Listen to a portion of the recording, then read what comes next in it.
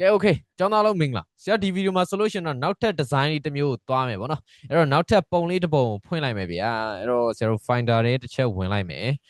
ဝင်ပြီးသွား solution document ထဲမှာတောက်မောနေခုံချနေတဲ့ကောင်လေးတယောက်ပုံရှိတယ် okay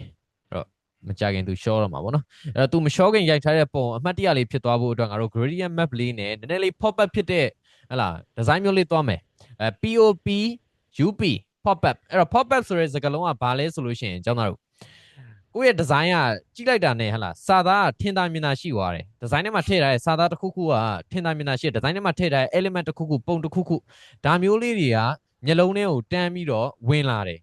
ဟုတ်ပလားအခုဆိုလို့ရှိရင်ကွာကျောင်းသားတွေအခုလာ join တယ် join now ဆိုပြီးတော့ဆရာစာသားကိုထင်ထင်ရှားရှားလေးဖြစ်အောင်လုပ်ထားတယ်ဆိုလို့ရှိရင်ကျောင်းသားတွေက join now ဆိုတဲ့စကားလုံးကိုအရင်မြင်နေရမယ်အဲ့ဒါ design က pop up ဖြစ်တယ်လို့ခေါ်တယ်ဟုတ်ပါနော် pop ဖြစ်နေတယ်လို့ခေါ်တယ်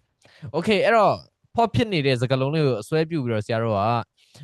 POP ဆိုတဲ့ဟာလေးကိုထည့်လိုက်မယ်ပေါ့နော်အဲ့တော့သူ့ကိုငါတို့ကအောက်ဘက်ကိုဆွဲချလိုက်မယ်ဗျာokay အဲ့တော့အောက်ကပုံကိုတော့ဆရာတို့ဘာလုပ်မလဲဆိုလို့ရှိရင်ဖြတ်လိုက်မယ်ပေါ့နော်အဲ့တော့သူ့ကိုငါတို့တခြားသောအယောင်လေးတွေဆရာတို့ဘာလုပ်မလဲပြောင်းလိုက်မယ်တစ်ဆက်တည်းမှာပဲသူ့ငါတို့ဟလာဆွဲကြည့်လိုက်မယ်1080 size ဆိုပေမဲ့နည်းနည်းလေးပို့ကြည့်လိုက်ဒီတစ်ခါဒီတောင်ပေါ်ကပြုတ်ကြခံဒီဖြစ်နေတဲ့ကောင်လေးကိုငါတို့ကဟလာဘယ်ဘက်ထားမလဲဆိုလို့ရှိရင်ညာဘက်ထားလိုက်မယ်ဟုတ်မလားလူကို right align ချိန်လိုက်တယ်အဲ့ဒါဆိုလို့ရှိရင်ငါတို့ကစာသားကို left align ချိန်မယ်လေလိုလေးပေါ့ဟုတ်ပြီနော်လောလောဆယ်ပြီးပြီလားလို့မပြီးသေးဘူးနော်ကျောင်းသားတွေဟလာဒီပုံနဲ့တွေပုံတစ်ပုံရနေပြီအဲ့တော့လူလေတော့မလုပ်ကြပါနဲ့စတော့အဲ့တော့ဆရာတို့ဒီပုံကဒီကောင်လေးသွားနေတဲ့ direction ကိုဆရာတို့တစ်ချက်ကြည့်မယ်ပေါ့နော်သူဖြစ်ပေါ်နေတဲ့ direction ကဘယ်လိုပုံစံမျိုးသွားလဲဆိုတော့ဆရာတို့ဟလာမြားနဲ့ပြရမယ်ဆိုလို့ရှိရင်ဒီလိုမျိုးလေးပဲသူကသွားနေတာကြတော့အဲ့လို flow လေးအတိုင်းပဲသွားမယ်အဲ့တော့ငါတို့အရင်ဆုံးအနေနဲ့ဆရာ gradient map ကိုအယောင်လေးတအောင်ပြောင်းလိုက်မယ်ပေါ့နော်အဲ့တော့ okay စာသားတော့မပြောင်းသေးဘူးအယောင်လေးတော့အရင်ဆုံးပြောင်းလိုက်မယ်ဆရာဒီတစ်ခေါက်မှာပန်းရောင်ဘက်လေးသွားလိုက်မယ်အဲ့တော့ပန်းရောင်လည်းမကြခရမ်းရောင်လည်းမကြဒါမှမဟုတ်လို့ရှင်လေအနီရောင်နဲ့ပန်းရောင်ဂျားတွေကကာလာလေးဆိုရင်လည်းတစ်မျိုးလေးစမ်းတယ်ပေါ့နော်အဲ့တော့ဒီဂျားတွေကကာလာလေးကိုဆရာတို့တစ်ချက်သွားလိုက်မယ်ဆရာတို့ gray ဘက်ကိုနည်းနည်းလေးကူးခြင်းတယ်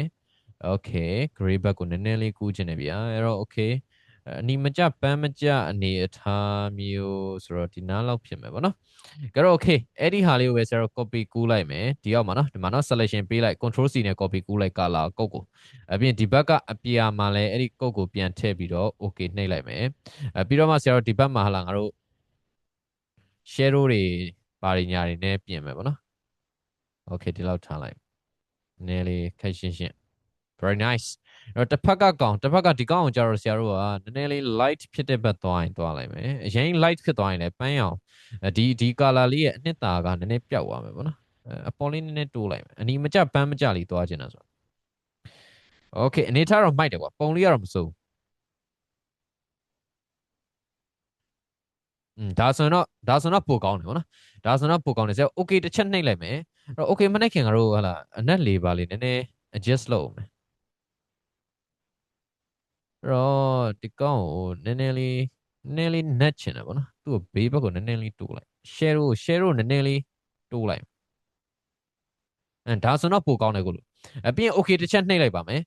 ပြီးရင်ဆရာတို့ဒီနေရာမှာစာသားကိုပြောင်းမယ်ပေါ့နော်စာသားကိုနည်းနည်း pop up ဖြစ်စေတဲ့စာသားမျိုးလေးဟလာ pop ဆိုတဲ့စကားလုံးလေးထည့်ပြီးသုံးမယ်အဲ့တော့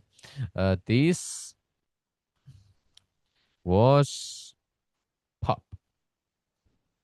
အောက်က cool ဆိုတဲ့ကောင်ကိုငါတို့ဖြတ်လိုက်မယ်ပေါ့နော်Okay ဒီလိုစာသားမျိုးလေးဆရာတို့ရပြီအဲ့တော့ဒီစာသားကိုဆရာတို့ design လေးချိန်ပါမယ်ဆရာတို့ဘယ်လို design မျိုးလေးချိန်မလဲဆိုလို့ရှိရင်တော့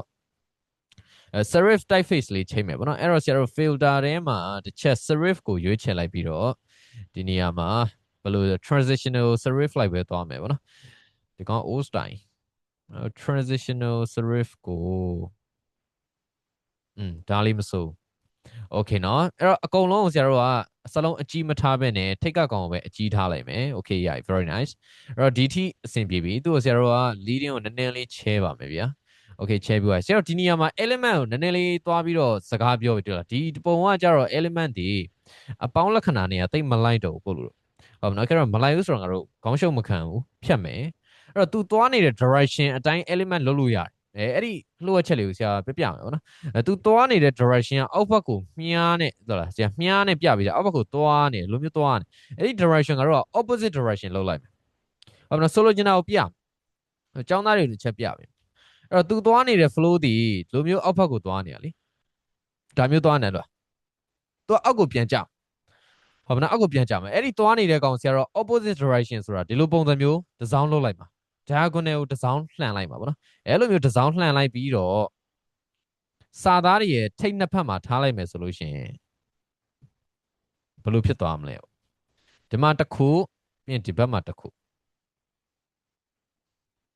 ဒါဆိုလို့ရှိရင်လည်းငါတို့ရဲ့စာသားတော်တော်လေးမိုက်တဲ့အနေအထားကိုရောက်တယ်ဗောနော်အဲ့တော့စာသားကို adjust လေးတစ်ချက်လုပ်မယ်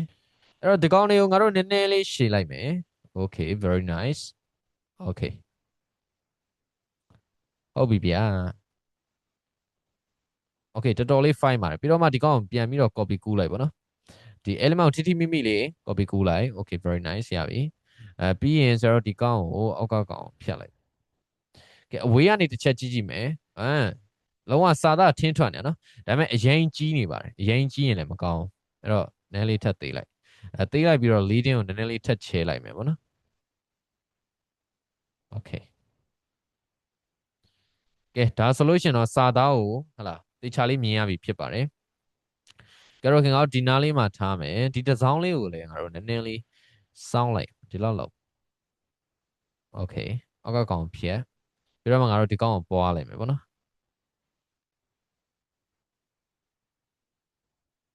okay ကဲဒါဆိုလို့ရှိရင်တော့နောက်ထပ် design တစ်မျိုးကိုဆရာတို့ဘာဖြစ်လဲဆိုလို့ရှိရင်ရရှိသွားပြီဖြစ်ပါတယ်ကဲတော့ကျောင်းသားတွေအနေနဲ့စမ်းကြည့်ပါဟုတ်မလားကျောင်းသားအနေနဲ့စမ်းကြည့်ပါဆရာဒီ design 3မျိုးလုံးကိုကျောင်းသားတွေကိုတစ်ဖန်ပြန်ပြီးတော့ပို့ပေးလိုက်မယ်မတူညီတဲ့ design မျိုးလေးတွေပေါ့ကဲတော့ okay ကျောင်းသားအနေနဲ့ဒီ design ကို assignment လုပ်ပါမနေ့ပြန်ကြားလို့ရှိရင် assignment လုပ်ရပါမယ်ဟုတ်မလား editing နဲ့ပတ်သက်တဲ့ assignment လုပ်ရပါမယ် editing နဲ့ပတ်သက်တဲ့ assignment ရဲ့ဒီ gradient map နဲ့ပတ်သက်တဲ့ assignment ရဲ့ဘယ်လိုလုပ်ရမလဲဆိုတာလေးကိုတစ်ဖန်ပြန်ပြီးတော့ပြောပြပေးမယ်ပေါ့နော်ကဲတော့ okay ကျောင်းသားလုံးဒီနေ့ video ကတော့ဒီလောက်ပဲဖြစ်ပါတယ်